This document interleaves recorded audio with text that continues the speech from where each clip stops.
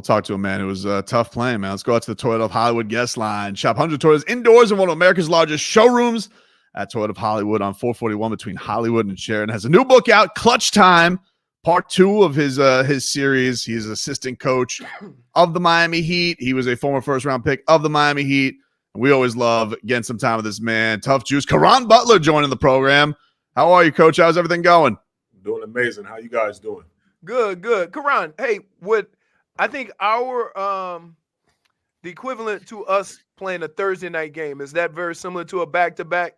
Because you probably get to the new place or you getting ready for that back-to-back and you still got ice on from the night before? Yeah, you know what? It usually takes quite a bit of time to recover and bounce back. But sometimes, like in rare situations, you get high for like a front end of a game in a back-to-back, and you kind of just carry that momentum, especially if you played extremely well. Right. Kind of still running on the fumes of good momentum, so good fumes. But sometimes on the back end of a back-to-back, if it requires a lot of traveling, say if we're playing on the West Coast and then we're coming back for a home game, that can be extremely tough. So you got a new book out, Caron. Why don't you tell us a little bit about it? This is part 2 of your series the one that you had out a couple of years ago? Yeah, actually. So we started off with Shot Clock, and it originally started with my Butler Elite organization that we renamed in the book called the Oasis Spring. And we just talked about, what a lot of the kids was inspired by through my observation. And I saw real stuff happening in real time from an authentic standpoint. And when I grew up, I didn't have real stories that I can connect to. That was part of, the curriculum in schools. We had The Great Gatsby. We had How to Kill a Mockingbird. We had The Outsiders and things like that. Great books. But I felt like it was dated from now what the kids are experiencing. You're talking about police brutality. You're talking about lack of empathy. You're talking about the exposure to politics. You're talking about what we've seen in 2020 with George Floyd and the subtraction of lives and communities and how they recovered through trauma. And I wanted to create different verticals in the literature space for kids to just connect to, see themselves and identify with, and become a better version of themselves.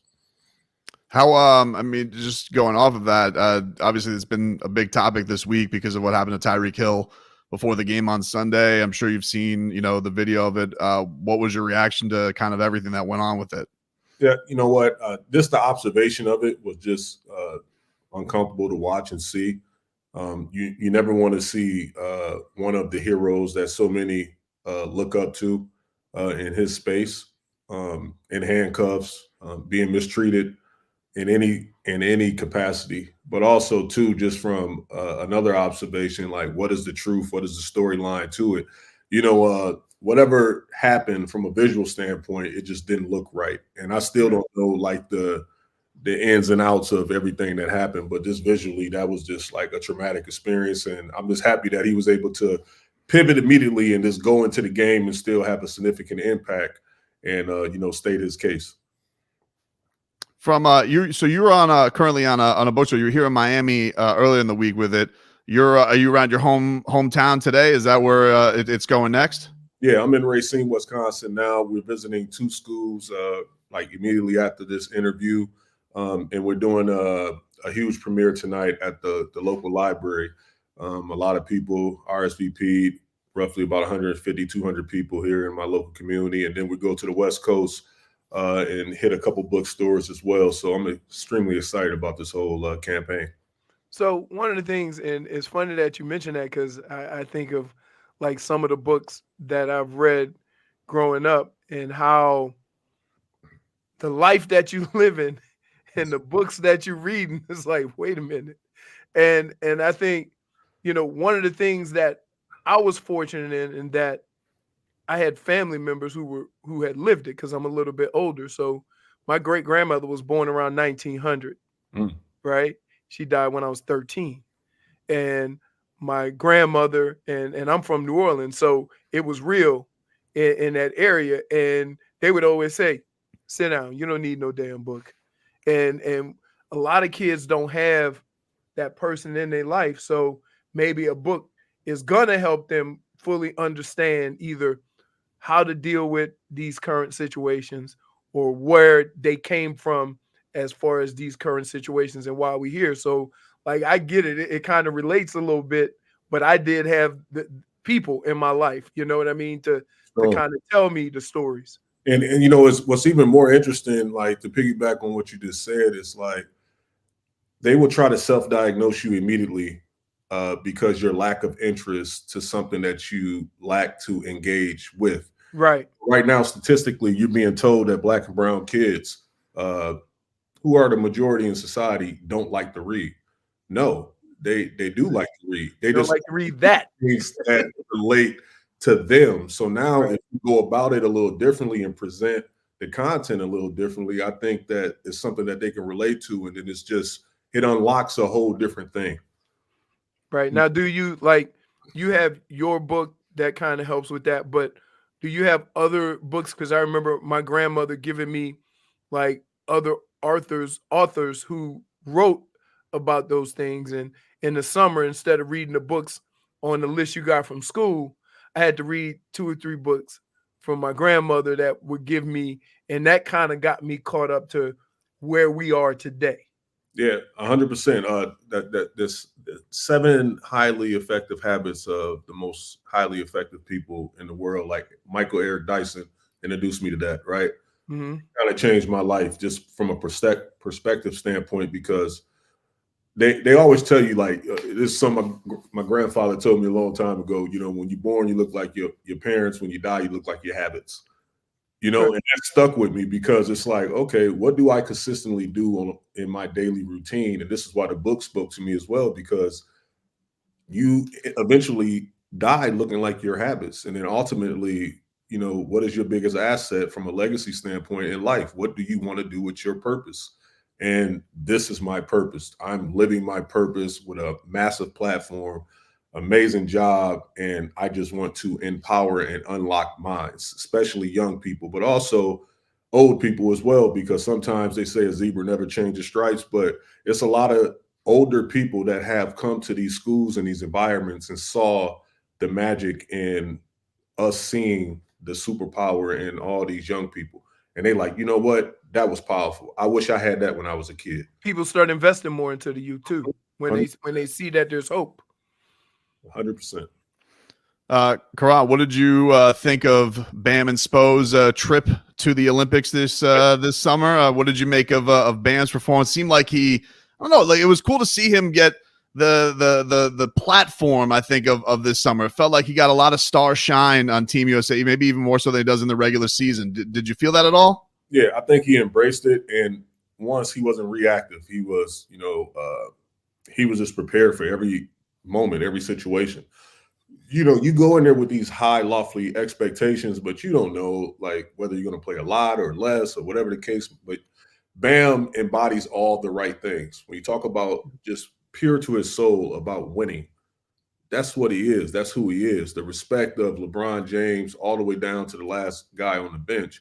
He had that, and he has that, and he has that in our locker room as well. So I was just happy for him, because all the things that we've been working on, myself, Malik, Spo, E-Glass, Coach O, Chris Quinn, like pouring into him, and just to see him unlock all that on the massive stage that he was on, it was just special. And for Coach Spo, I hope that he inherits the next term as the head coach, because he's deserving. One of the best basketball minds I've ever been around in my entire life, and I've been around some great ones.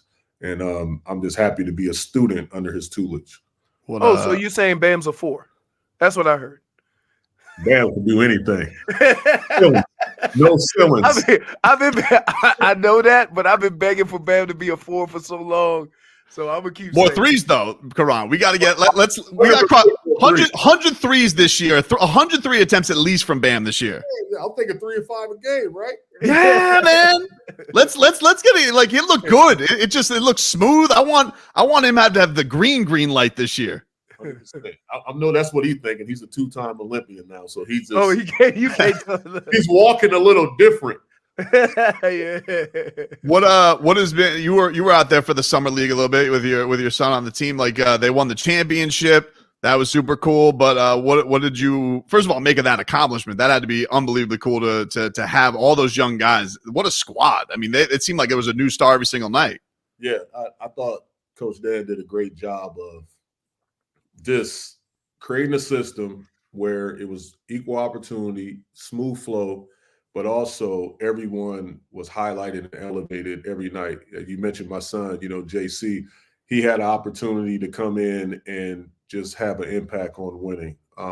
Alondas, Madman, he did a remarkable job. Our draft picks, they did a remarkable job at just being prepared for the moment and embracing the culture on the fly, because there was a lot of information and insight thrown on them, and they just like made the seamless transition. Where Pella, Johnson, they all did a remarkable job, and then even Jaime working out with the select team, and then wanting to play pretty much the whole summer league and being able to play. I wish I had that luxury of having Jaime out there for a few games. Oh my God! Yeah, because he was just dominant in summer league. He was. Did you? What were the impressions of Kel'el? What did you think? Just first impressions of him? His activity, high motor. It reminds me of, just a kid that if you just put him in the right situation, with his motor, with his intentions and instincts, there is no ceilings on what he's capable of doing. And Dan just did a remarkable job at just simplifying the game for him and just playing off his strengths, and while elevating and making his weaknesses, a blemish. What is when you guys get into this training camp? Like, is there going to be? Because obviously, I'm sure they worked hard in the system with the summer league and whatnot, and they've been around doing the workouts. But like, do you guys have like a welcome to heat camp moment for them coming, like to really like push them? Yeah, I think we always have that, because everything we do is just. It's intense. It's hard work. It's intentional, and we work extremely hard in our execution of everything. And I think that all the young guys, it's going to be a little shock factor to them. But the old guys, like the veteran guys, they kind of just help them navigate through that process. So it's not something that we know they can't overcome. And they've been being prepared for it for quite some time. Think about it. After summer league, they took a week off and they was right back in it. So they're already in shape. They're familiar with everything that we're going to throw at them. And now it's just doing it with, the veteran players being a part of it. Am I ridiculous in thinking that Bahamas camp this year? Hey, I was thinking Army base. I was thinking like first year, the big three, I feel like getting back, hunkering down. Will we get the mode there still, Caron, in the Bahamas? 100%. The work don't change. Yeah, man. Look, it's all about the participants. Wherever we go, we take the culture with us. Hey, even on road trips, we got to play a lot of games on the road, but the culture's still there. You're going to see Miami Heat basketball wherever they drop us. Like Coach always say, we have the Navy SEAL mentalities. Like they drop us off, that's what we're doing. We here on a mission. You feel better, Tobin, because really been he been going at this like after last year. I don't want him in the Bahamas.